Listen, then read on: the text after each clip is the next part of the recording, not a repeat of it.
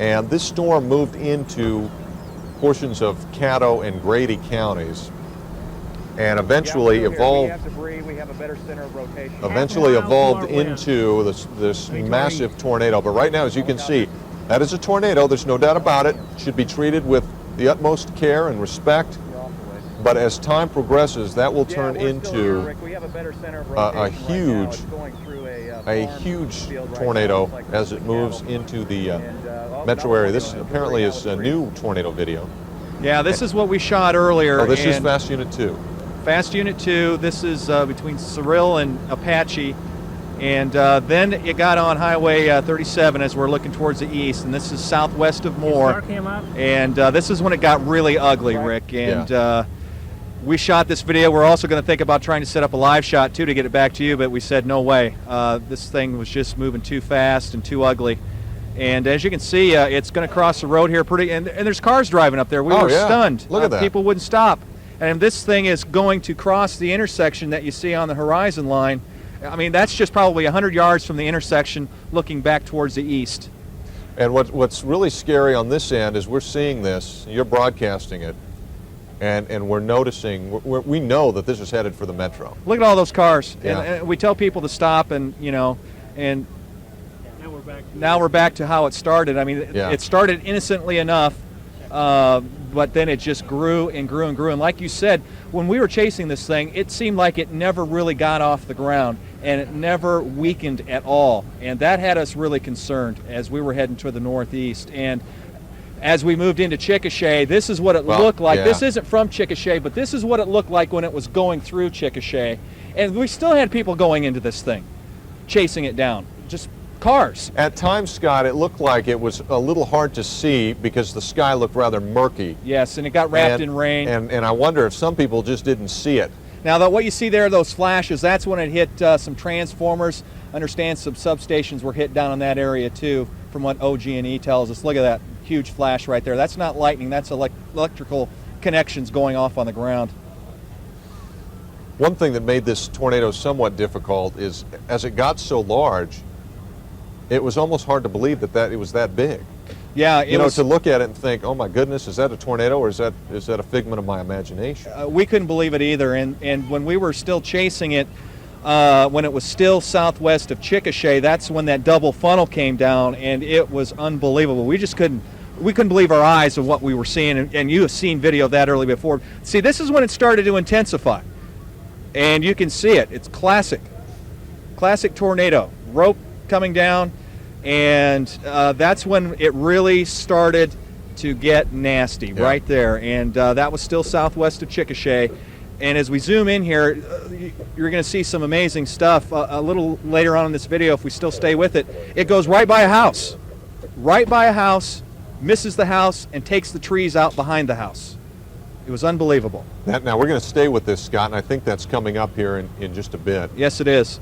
Now, we're probably about 2 miles away from this tornado on the south side, and that was what was scary about this whole thing. And the second one that came through as well, when it was back to our southwest, is that we had a rain shaft in front of this thing with hail coming down.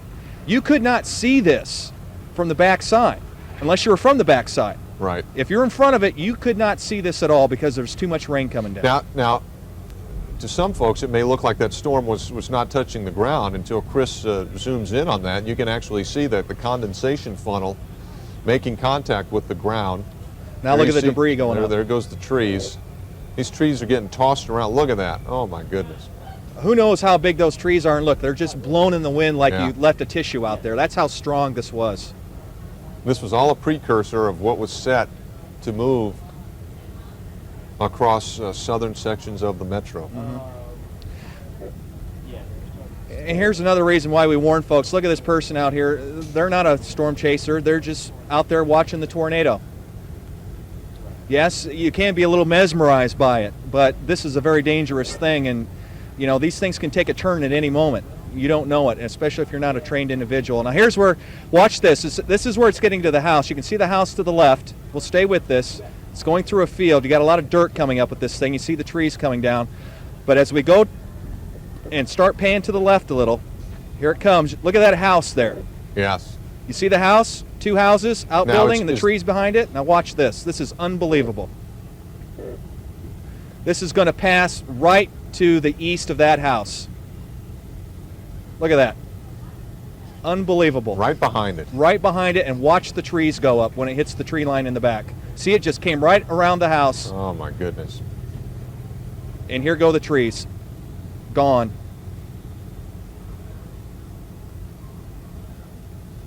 And at that point, it really looks like it's starting to gain momentum. Look at those trees go down. It just pushed that grove of trees right over. And yeah, that's when it really started getting intense. Now we had we're going to let this run as long as we can, and then we're going to shift over to another storm spotter that picked it up from there as it moved across, I'm assuming it's Grady County. Okay. And I don't know, you may be the first time that you see this. Is this Now this is Chickasha. This is Chickasha. This is Chickasha. This is when it was going Okay. through the northwest side of Chickasha. You can see the power lines go right along, I do believe, Highway 29 there as it runs north and south on the west side of Chickasha. And we understand. And we had that on live. We understand fatalities and damage and fatalities in Chickasha. Right. And that was another thing that stunned us. We're pulled off on the road doing our job, and there must have been 100 cars on the highway chasing after this thing. Well, it is Oklahoma, and there's a large storm chaser following. We interviewed one kid, an OU meteorology student that got trapped in it. Yeah, I saw him. You know, and you got to be careful with these things. Oh, sure you do. If you don't know what you're doing, you're going to get yourself in a wrong spot, and then you're going to be in big trouble. This is not, I mean, you can look at the width of this thing now. Yeah, it's at least a continues to half mile expand. wide right there. And then this is coming out of Chickasha. Yes.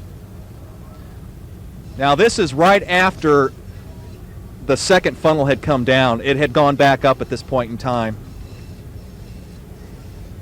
Scott, we're just going to watch this as it moves on through, and then we've got another piece of video all queued up and ready to go. Okay. From Mark Weinberg, one of our spotters, who's, as we speak, actually coming back into the Weather Center with yet another round. Okay. I suspect he's been down looking at some damage. Is that correct, Mark? Right. Yeah. Yeah, okay. Pretty much over again. This is even better. Oh my goodness. I'm looking at. Did you shoot this? Yeah. Look, watch the power lines exploding. This is going through like more area. Okay. Okay. Now we're back. We're back to. Go ahead and dub that off, and we're going to show that. This is Mark Weinberg's video. Look at this double vortex structure. Sound like a professor, but what that is two of those tornadoes. One on the ground, the large vortex. Was that it? Is that it already? It looks like it's back to fast unit 2. In any event, this is just incredible. And I'm hearing reports of the more schools. Stephen, more schools are closed? Just got a call from the superintendent of more schools. They are closed. And Scott Wieditz, thank you for your work that you've done. First alert Doppler radar, these thunderstorms that have popped up east of the metro continue to congeal into a cluster of storms now that is marching its way from northeast Oklahoma County across Lincoln County. And as it moves through your area, if you live in Chandler or Sparks, from Luther, east of Harrah, will likely produce some small hail, maybe some pea-sized hail, brief periods of heavy rain, and a little bit of lightning and thunder. Go ahead and get the control room if you can. If you could route up first alert flash, and we'll see all the lightning that continues with these thunderstorms as we back out on first alert Doppler radar. There you see the flash. The white and the yellow strikes are the newest. The red ones are the oldest. And that's just an incredible amount of lightning. You can see the new cells that have popped up that moved across Oklahoma County and now into Lincoln County associated with these latest thunderstorms. And if you've got a second, guys, we've even got a radar loop up on WSI. And a lot of garbage on here, especially across western Oklahoma. You'll see a lot of blue flashing around there. Try to disregard that. The main action now pushing into eastern Oklahoma. But the atmosphere is still ripe enough that it could continue to produce severe weather throughout the overnight hours. That's where we're sticking around here. Tornado watch in effect until 5. And right now, the tornado activity appears to have moved mostly into northeastern Oklahoma. And First Alert Doppler radar will give us a live picture statewide as to what is going on. Things have started to quiet down considerably across northern Oklahoma. Still some fairly strong storms from Lincoln County back through portions of Pottawatomie and Seminole. A severe thunderstorm warning remains in effect for Pontotoc County. That looks to be the only county at this point under a severe thunderstorm warning for quarter-sized hail and winds to 60 miles per hour. So that is what's going on. Let's send it back to Jennifer. She has more on what's been happening. We are doing some checking right now, Rick, on word that we have of a hospital in Stroud that was hit by a tornado and apparently sustained some damage. I don't think it's incredibly severe, but it is certainly a hospital that's been hit, which is not good news under any circumstance. We also need to notify you of a press conference that will be held at 1:30 this morning, which is in about 40 minutes from now, down at the county courthouse with Sheriff John Wetzel, who, among others, who will be talking with us about where they are right now, how many people have still been unaccounted for, and things of that nature. So again, we are planning to carry that live at 1:30. Rick?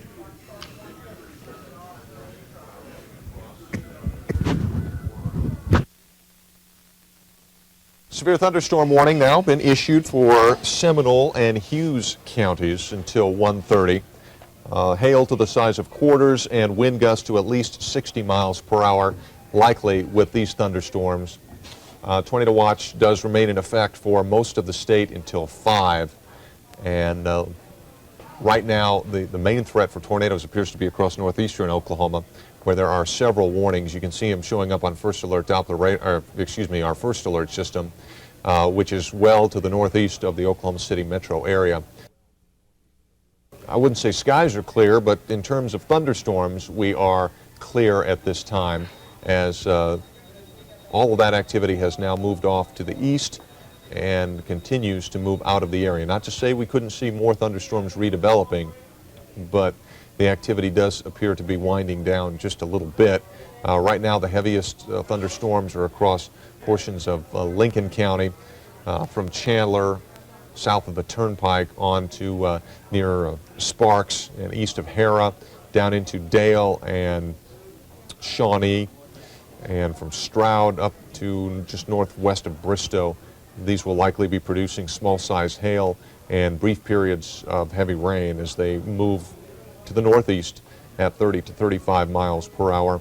Heavier thunderstorms now from around Shawnee and Seminole to Kanawha, just to the west of Ada, and a little farther to the east around Wetumpka. Again, these may have some slightly larger hail up to the size of quarters, and this continues pushing off to the northeast at to 25 to 30 miles per hour.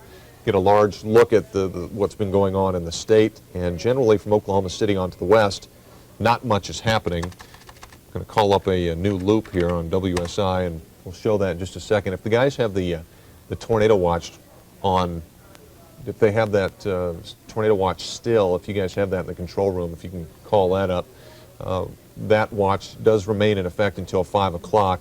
And as we look generally east of I-35, that's where the main action is, and hopefully that's where it will stay and things will start to wind down. But with that watch in effect, it leads me to believe that the Storm Prediction Center still feels that there's enough instability across the atmosphere that we will still have that potential for some rough weather. Here's a radar loop over the last several hours on WSI, our graphics system, that shows this activity moving on into eastern Oklahoma. The stuff across North Texas continues to rumble. It looks like Dallas has had a thunderstorm within the last couple of hours, and more storms likely, especially across eastern Oklahoma. And Jennifer, we just need a break. Back to you. Yeah. Well, I tell you, we need to give people some information.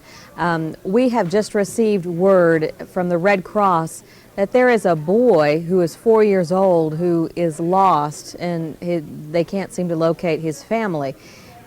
His name is Kevin, and he's 4 years old, and he has blonde hair. And right now he's at the Moore Community Center, and that's located at I-35 and 4th Street down in Moore. Again, that's right on the interstate, I believe, on the east side of I-35. Again, a little 4-year-old boy named Kevin is there at the Moore Community Center, and the Red Cross is looking to find his family. So if you can help them out, if you know who this child is, if you know parents who are searching for a child, a 4-year-old boy named Kevin, please go down there, notify them. Again, it's I-35 and 4th Street. Rick?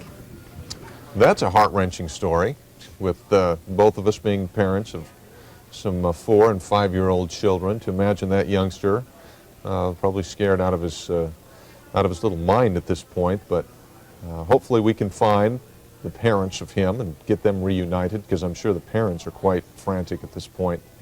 Hopefully a very happy ending to that story. First alert Doppler radar with the heavier thunderstorms now moving off to the east, and we're working to get some new tornado video that was shot a little earlier this afternoon. We're working to get that dubbed and into the tape machine, and we will have that for you shortly. But of prime concern for us right now are the thunderstorms that continue to rumble east of the metro area and to the northeast. Heavier thunderstorms, not necessarily severe. There's some severe activity across portions of Seminole and Pottawatomie County on into Pontotoc County, and heavier showers and thunder showers from Creek through Lincoln County. Thunderstorms along the Turner Turnpike likely producing dime and nickel-sized hail. These thunderstorms then extend to south around portions of Pottawatomie, Seminole County on into Pontotoc County around Ada, and other thunderstorms McLean County on into Garvin County around Pauls Valley. And these storms are moving off to the northeast at 25 to 30 miles per hour. So that is the situation there. Do we have, I'm wondering, we're getting close to having some new tornado video to debut to you folks tonight on this early Tuesday morning as we approach 1 o'clock. Just to recap, I believe our death toll is at 24 in Oklahoma, 6 in Kansas, and just a very, very rough Monday as we now progress on into Tuesday morning. And thunderstorms have lost a lot of their punch in terms of tornadic activity, and let's hope it stays that way. But with a tornado watch that remains in effect until 5 o'clock, that shows up on our graphics system, guys, if you want to take that. Plus, we have it on our first alert system right there. But a tornado watch in effect until 5 o'clock still includes the Oklahoma City metro area and points west, north, south, and east. Pretty much the whole state except for far western Oklahoma. And I'm just waiting for signs. Once we have that tornado video, we're going to get the gentleman who shot that, and we'll have a talk with him about what he saw, and we'll have him narrate some of that. But first alert Doppler radar, again, for the metro area, things were quiet at this point with the heavier activity east and south of the metro area. Jennifer. I'm just searching through the information, Rick, about exactly where we stand. Death toll, again, stands at 24 here in Oklahoma. At least 1,000 homes have been destroyed in Oklahoma City, according to the Oklahoma City Police. 1,000, that's incredible. 8 fatalities were confirmed in the community of Bridge Creek, which is about 30 miles southwest of Oklahoma City. That's near Chickasha. 4 other deaths reported in Midwest City. Total so far, like we said, of 24. Rick? All right, Jennifer, you're seeing some incredible tornado video exclusive to Eyewitness News 5. And the gentleman who shot that is Mark Weinberg.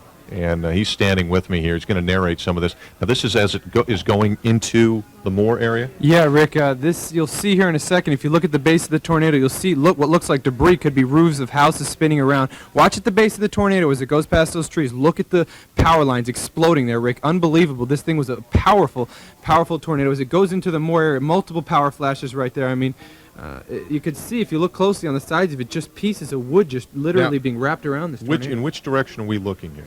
We're looking almost due west. We are near Newcastle looking, let's see. I think we're looking north, so it's kind of north of Newcastle, going right towards Moore at this point. I mean, I'm just still in awe looking at this thing. I mean, you just can tell simply by looking at it that it was an incredibly powerful tornado. And look how wide it's getting. If we can... Huge. I mean, look at that. The funnel you see filling down the middle, like what's part of it. And it seems like the rest of that darkened area there is just debris from the tornado that had been torn up. I mean, it just was tearing up the countryside as it goes along. Obviously, some of this is unedited footage. That's why you see me getting out of the car. But now, did you notice a lot of people chasing this? I mean, it looks like, look at that, there's cars driving right into it. Yeah, well, Rick, there were people continually getting near where we were, but we were on the storm for about 2 hours from Cyril northward into Moore, and I think we were navigating in a great way that simply our video probably covers more than anybody else's does. I mean, it's pretty much continual coverage of tornado touchdown from Cyril. Look at that. From Cyril northward. I mean, that is absolutely unbelievable, those power flashes, and it was incredible. I mean, did you see it illuminating the funnel? It's just amazing. That is incredible. You've seen much of the damage? I mean, this to me looks like is easily could be winds of over 200 miles an hour with some of this stuff. I was in a tornado last year in South Dakota, which was Spencer, South Dakota, and we measured with the Doppler on Wheels crew that day 260-mile-an-hour winds or so. And the tornado was a lot similar to the type of tornado we saw today, the shape being a large wedge tornado. And the types of debris I saw, I was standing at with the tornado probably about half a mile away, Rick, and I saw within a quarter mile of me just the house being lifted up from the, not actually, I don't know if it was inflow into the tornado or the tornado itself, but I mean, it was just a large area. You'll see here again, just tearing things to pieces. I mean, if you really look closely, I mean, it's an incredibly violent motion. There is nothing that is not dangerous. Do you see look at the debris. Yeah, you can see that. If the people could see me, Rick, they would see mud all over you look my like you've been in a war here. Yeah, my hair, I've got a big afro, and I've got mud all over my face because the mud was falling out of the sky. I mean, this tornado was that far away, yet the mud was falling out of the sky on our head. And what people may fail to realize that this is not little pieces of paper flying around. This is parts of people's houses. These could be large chunks, and that's what injures and kills people in these situations. They get hit by this debris, and that's why we say, take cover, interior room, cover your heads. Look at the power lines going down. Yeah, there's no, like you said, Rick, there is no safe place in a tornado like this except for in the center of your house or in a storm cellar. We talk about a lot of times how people, when we say there's a tornado warning, people really need to take cover. People tend to grab the video camera or run outside to see what's going on. But with a tornado like this, Rick, if you run outside and this thing comes toward you, you have nothing around you. And like you said, someone's roof could come smashing into you, and it's pretty much over at that point. So it's really not worth chancing your life when you're dealing with severe weather like we see in Oklahoma. We see some of the most severe weather in the world, and simply put, this is exactly the type of stuff that we really dread around here. And as Mark has said, he's not an amateur. He does this. Went up to South Dakota last year, travels all across the nation, and so he is not someone who just happened to grab a video camera and thought today would be a good day to check out a tornado. He is basically about as trained as they come, and we're happy to have him as part of our First Alert Storm team. But this, it's really in the 5 years I've been here, to imagine that 24 Oklahomans have lost their lives because of these storms. It's very disheartening, but I think, given the magnitude and the number of storms, it easily could have been worse. Not that 24 is not bad. One, it's too many, but you think of the number of people that were in the path of these storms, and it could have been a lot worse. Yeah, well, Rick, if you think about a tornado being on the ground almost constantly from Cyril's cement area all the way up through Oklahoma City, I mean, you can imagine if something like this goes through a very populated area, easily you could have 50 to 100 people killed. And I guess let's hope people took cover, because, I mean, if there's 24 people dead now, who knows how bad it really could have been. Okay. All right, Mark, I appreciate it.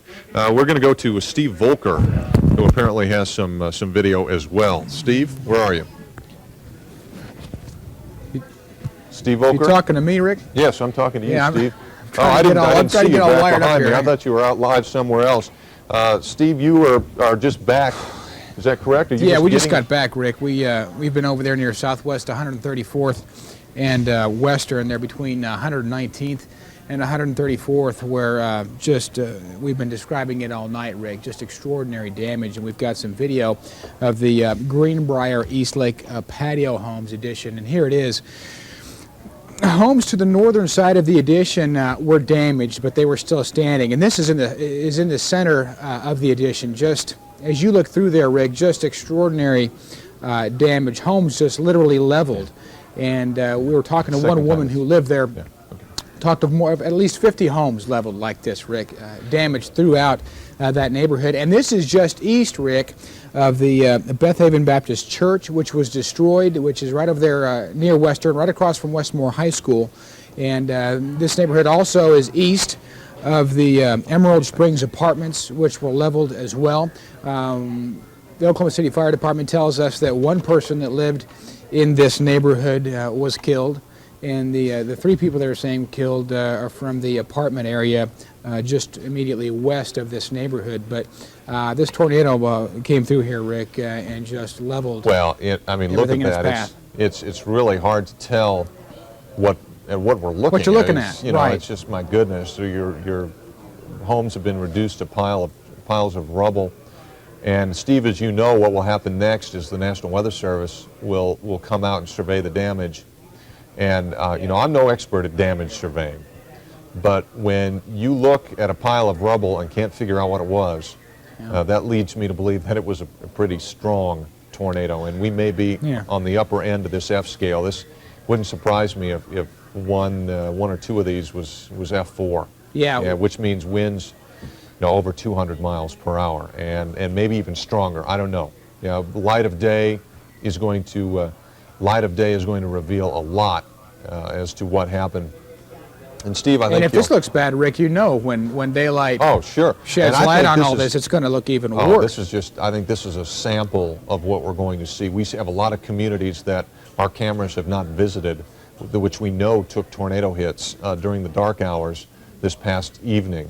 And thankfully, things are settling down. But if it's any indication of that, I mean, that's incredible. Yep, and like I said, Rick, they're talking about at least 50 homes leveled in this neighborhood, and the fact that only, at least so far, one person they've said killed in this, and there's Councilman Jerry Foshi surveying the damage there with John Hanson. The fact that one person, Rick, they're saying was killed in this particular neighborhood. In this area? Yeah, well, you've got to look at that and think that it's a wonder. Right, and that may change. So far, I believe what Jennifer's been reporting has been a total of 24 across Oklahoma and 6 in Kansas. So we've got 30 people that have lost their lives to the weather tonight. Well, while we were standing in that area, Rick, we had a couple of U.S. Army reservists come up and asked to use our phone. They wanted to call Fort Sill and have them bring up their MPK-9 unit to bring the dogs up for search and rescue, because they've got the lights up,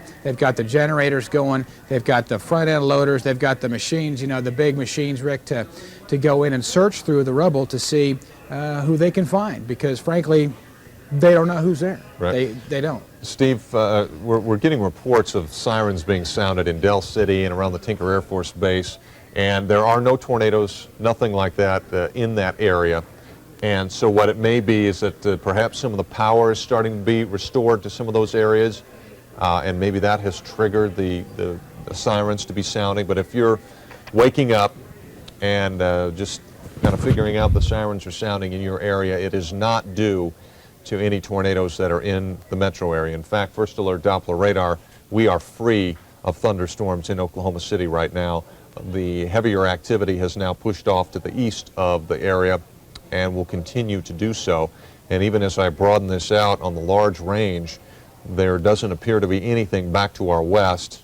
There's a fair amount of stuff to our east, no doubt about that, still in the Eyewitness News 5 viewing area, especially around Ada and sections of Garvin County and a little bit east of there. But in terms of anything tornadic, no, it's just not happening. In fact, all the tornado warnings that were in effect for the state have finally expired, finally. First one went into effect at probably 4:45 on Monday afternoon, and the last warning expired just around 1 o'clock this morning. So that will give folks an idea of what kind of a night it has been with the numerous tornadoes that have moved across the area. Take a quick look at some of the thunderstorms that are still ongoing. And a lot of this is now moving out of the Eyewitness News 5 viewing area, but we still have viewers up in Newkirk and Ponca City, and a fairly strong cell moving just south of the Ponca City area, moving northeast into Osage County. A little farther to the south, a heavier cell east of Pawnee and around Hominy and Pawnee. Heavier thunderstorms across Lincoln County. Eastern sections, far eastern sections of Payne County. And a fairly stout line of heavy rain, small hail, and gusty winds across Lincoln County from around Chandler through Sparks, Okemah, a little farther to the south. These thunderstorms through Seminole, around the Shawnee area, just to the west of Holdenville. And some of these on the southern end likely producing some quarter-sized hail, so technically they are severe at this point. But heavier thunderstorms now from Trousdale through Asher and on into around Pauls Valley, with these storms moving off to the east. A fair amount of lightning pushing to the east as well. And if we can look at first alert flash, will indicate that there's quite a light show that's taking place east of the Oklahoma City metro area. Again, we're getting reports that sirens have been sounding in and around Del City and the Tinker Air Force Base. And that's likely because they're starting to try to power up, perhaps. I'm speculating. All I can tell you is it's not due to anything weather-related, as these thunderstorms have now moved out of the metro area. Tornado watch remains in effect for a large portion of the state until 5 o'clock, but the good news is that we'll likely see the threat for tornadoes diminishing. And Jennifer Eve is going to be joining us here shortly, and just does look like they've just reissued tornado warnings now for Osage County, which is out of the viewing area, Osage and Pawnee counties. And that's not really any concern for the Eyewitness News 5 viewing area, but it is something we'll keep an eye on as it moves away. Jennifer? You know, Rick, it occurs to me that we've had such an unusual weather day today. I'm not sure we've ever seen anything quite like this. In fact, I know we haven't. From your perspective, what made this a day that was so ripe for tornadoes? I mean, what was it? Was it just a combination of a whole lot of things together? Or what? All the ingredients for the soup came together, Jennifer, this afternoon. Now, we had an indication that yesterday that we might be dealing with severe weather today. Did we think it was going to be on this scale? No, it wasn't probably until about 3 o'clock this afternoon where we really realized that, hey, this is going to be big. The Storm Prediction Center, which is in Norman, that's the government agency responsible for issuing watches across the United States, whether they be tornado watches or severe thunderstorm watches. They sent out a statement, as they do several times a day, rating the risk for severe weather. And for Oklahoma, by late afternoon, they put us in a high-risk category, something that they don't do very often. A high risk is issued maybe 2 or 3 times a year. The last time we had a high risk issued for, it was in Arkansas earlier this year. They had 20 people killed in that. When we saw that high risk go up, we didn't think we'd have 20 people dead, but yeah. We knew that the ingredients were there. Yeah, I mean, high risk, you certainly take that quite seriously, yes, and with good reason. I want to give you a little more information, Rick, about the boy Kevin, who's that 4-year-old boy who's apparently down at the Red Cross at the Moore Community Center. Just a little bit more information on him that may be able to help someone locate his parents. 4-year-old, they call him Kevin, but he's also known as KJ, and he was wearing a gray sweatshirt, or is wearing, rather, a gray sweatshirt and blue jeans. We got a call from Rob Thomason with the Salvation Army to tell us about him. And this child, Kevin or KJ, is at the Moore Community Center at 301 South Howard, which is just right at I-35 and 4th Street down in Moore. Again, he's 4 years old, and we are told he has blonde hair and apparently has been separated from his family at some point during this afternoon's tornadoes. So if you have any information about him, you can help locate his parents, please call Rob. And let me give you a phone number, too, for Rob Thomason with the Salvation Army. And fairly soon, hopefully, the folks back in the control room will be able to give this to you visually as well. But if you know anything about him, the number is 270-7815, 7815. Again, a 4-year-old boy named KJ wearing a gray sweatshirt and blue jeans, who's now at the Moore Community Center. In trying to keep you all advised, what the very latest is that we have, the death toll again now stands at 24 after tornadoes ripped through Oklahoma tonight. We're going to stay with the radar to get you guys the very latest information. Oklahoma City Police again say at least 1,000 homes have been destroyed. 8 fatalities confirmed in the community of Bridge Creek, about 30 miles southwest of Oklahoma City. 4 other people are reported to be in Midwest City. At least 8 people died in Oklahoma City, but that number is going to go higher. 3 deaths reported by Moore Police, 1 death reported and confirmed by Norman Regional Hospital. Also, Wichita, Kansas, there are 6 deaths reported in Kansas, but we'll tell you that they have all been in and around the Wichita area. So in southern Kansas, been at least 6 deaths reported. Again, that is fairly close to the Andover, Kansas area, which, as you remember, a few years ago, had so many deaths reported from a tornado there. Near Andover? No, the tornadoes that caused the 6 deaths were in the Wichita area. Also, Governor Frank Keating has declared a state of emergency. He has activated the National Guard to assist in Moore and Chickasha. James Lee Witt, who is the director of the Federal Emergency Management Agency, or FEMA, will be surveying the damage tomorrow. And as these storms continue across, the only good news that we've got for our viewing area is at least they seem to be heading off and hopefully marching off and out of our way, because this has been a horrible, horrible night. Continue moving off to the east, and we're about ready to wrap up. We're about ready to continue monitoring these thunderstorms as they move on through. There is a tornado watch that remains in effect for the state, most of the state, until 5 o'clock. Looks like the bulk of the tornadic weather has pushed into northeastern Oklahoma, and we'll get a loop going here and try to show you what's been happening the past few hours and what you can expect over the next few hours. But right now, the heaviest of the thunderstorms showing up on first alert Doppler radar are pretty much well to the east of the metro area, east and southeast. And this is some thunderstorms that have continued to move across Lincoln County, sections of Pottawatomie and Seminole County, down all the way into Garvin County. And they're moving off to the northeast. And we have a loop, if we can take that.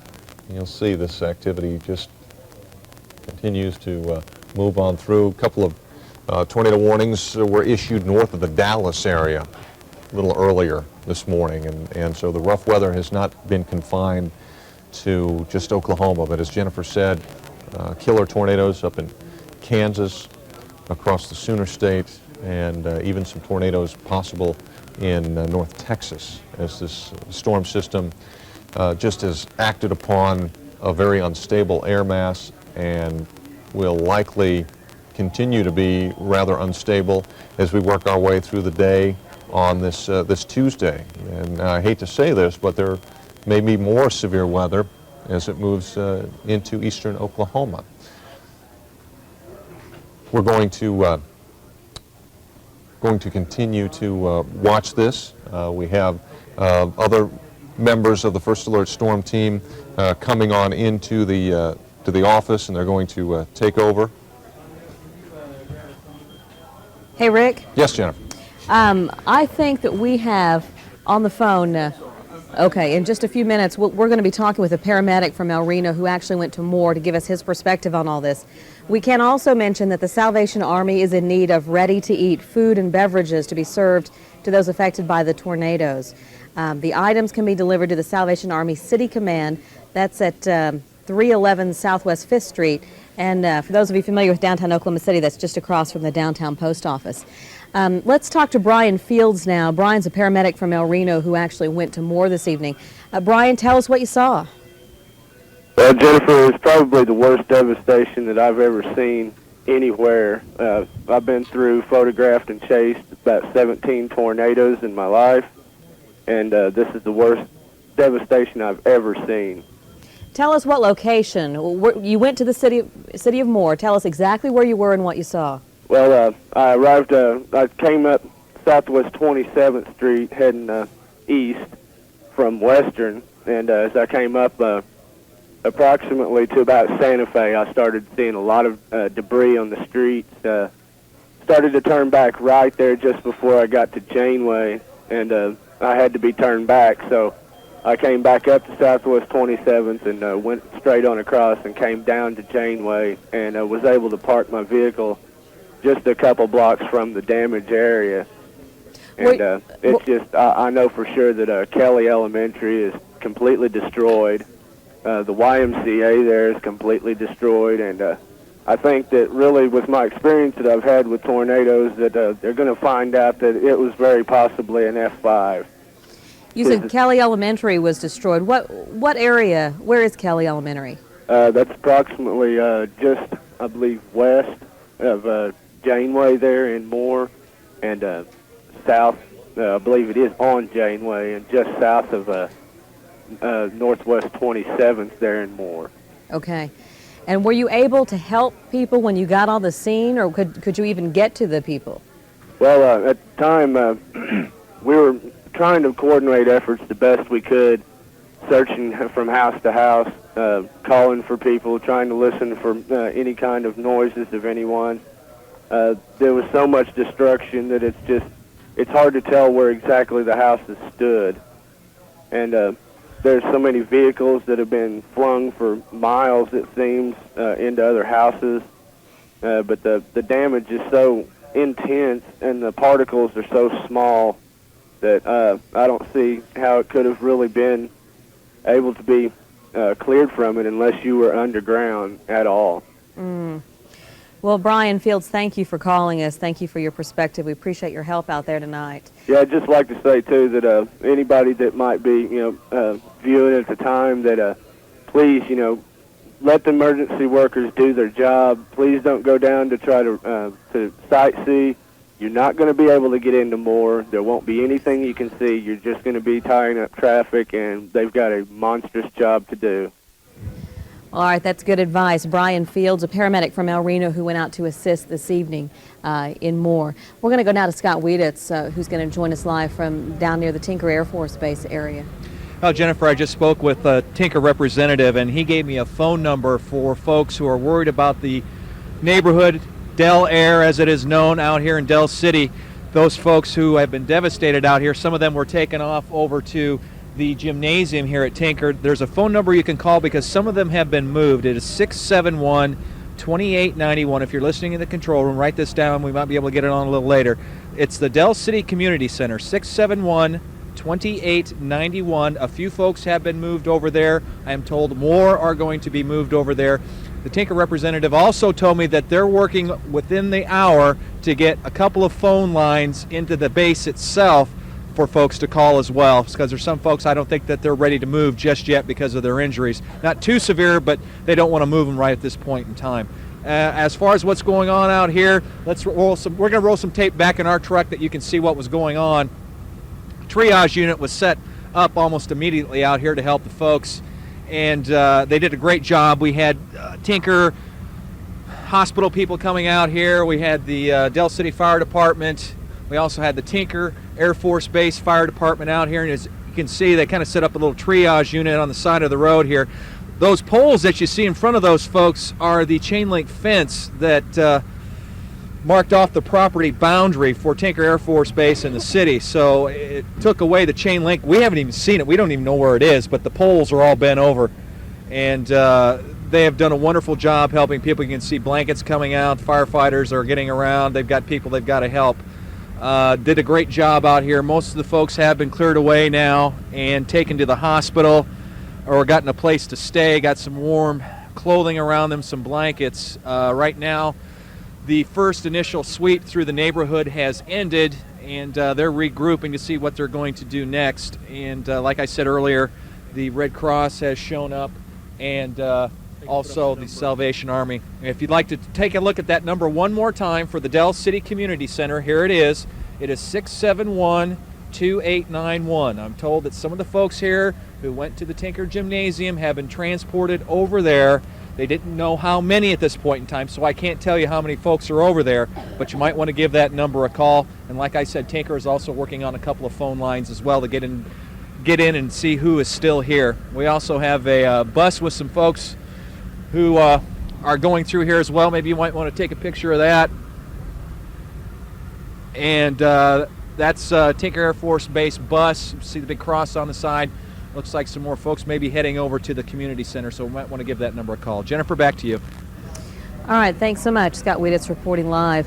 I will tell you that I'm continuing to monitor the information coming in, and the latest word we have is that the combination of deaths reported from Oklahoma and Kansas has now reached 32. 32 people have died from these tornadoes that tore through Oklahoma and Kansas Monday night. It injured hundreds more. Those numbers will be slower coming in, but apparently at least 32 in Oklahoma and Kansas have been killed on these storms.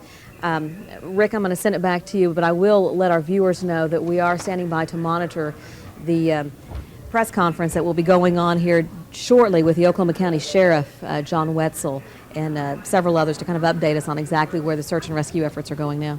Okay, Jennifer, thank you. One look at First Alert Doppler radar and the trend of these severe storms continuing to push off to the east is holding true. They're moving northeast, and right now we have a few severe thunderstorm warnings in effect and one lone tornado warning up across northeastern Oklahoma. But right now things are quiet in the metro. We're going to take a break. We're going to get back to a little programming, but as Jennifer said, we will most likely be back to cover the John Wetzel press conference coming up. And of course, if there's any further weather developments, we'll be back just as quick as a whip. So we're going to put an end to our coverage that started about 4:45 on Monday afternoon. That's 8 hours and some odd minutes in a time when the weather was just a tremendous force across the metro area and central Oklahoma in general. And of course, we'll continue to monitor this situation. So we're going to go ahead and throw it back to programming, but we will be back as soon as that press conference with John Wetzel starts. Stay with Eyewitness News 5. We'll keep you ahead of these storms. This is a 24-hour First Alert Tornado Warning Update. Good morning, everyone. I'm Eyewitness News 5 meteorologist Jeff Castle. Tornado warning has just been issued for Hughes County. We'll go to First Alert Doppler radar and show you where that is. It is off to the east of the metro area, just off to the northwest of McAllister. We'll take you in for a close-up here on First Alert Doppler radar. Doppler radar has been indicating a possible tornado 2 miles north of Holdenville. That would put it in this area of the storm just off to the east of Wewoka. Locations in this path of this storm include Destin, Wetumpka, as well as Yeager. Tornadoes at night, keep in mind, especially dangerous because you can't see them coming. This particular storm is moving off to the northeast at 45 miles per hour. So again, if you live off to the north of Holdenville over towards Wetumpka and eventually into the Clearview area, keep in mind this storm possibly could have a tornado. Doppler radar indicating a potential tornado with this storm as it continues to move on off to the north and east. We'll take you in for a closer view here, again, just off to the north of the Holdenville area. That is where we are seeing a possible tornado with this storm right now. Again, about 2 miles just to the north of Holdenville. That would be in this section of the storm right here. Doppler radar indicating strong rotation and the possibility of a tornado with this thunderstorm. Again, it is moving quickly off to the northeast at around 45 miles per hour. Put a storm tracker on here, and if we can do that real quick here and take a look and see exactly where this storm is going to be going as we head through the next few hours or so. Again, it is moving again off to the north and east at about 45 miles per hour. Towns in the path of this storm include Destin, Wetumpka, as well as Yeager. Again, tornado warning continues in effect for northern Hughes County. This warning goes until 2:15 this morning. Doppler radar indicating possible tornado 2 miles north of Holdenville. If you are in the path of this storm, this is a dangerous situation. You need to be taking shelter now. Keep it here on Eyewitness News 5. We'll keep you ahead of the storm. This is a special report from Eyewitness News 5. Good morning, everyone. Jennifer Eve reporting from the Eyewitness News 5 News Center. And we are continuing to monitor the events as they have unfolded across central Oklahoma this evening. We can tell you that we have a new death toll after the tornadoes that rolled through Monday evening. 26 people have died here in Oklahoma, 10 in Kansas, for a total so far of 36 dead in all. There was a news conference a short while ago down at the Oklahoma County Courthouse. Our Nydia Hahn was there to cover it, and Nydia joins us live. What happened, Nydia?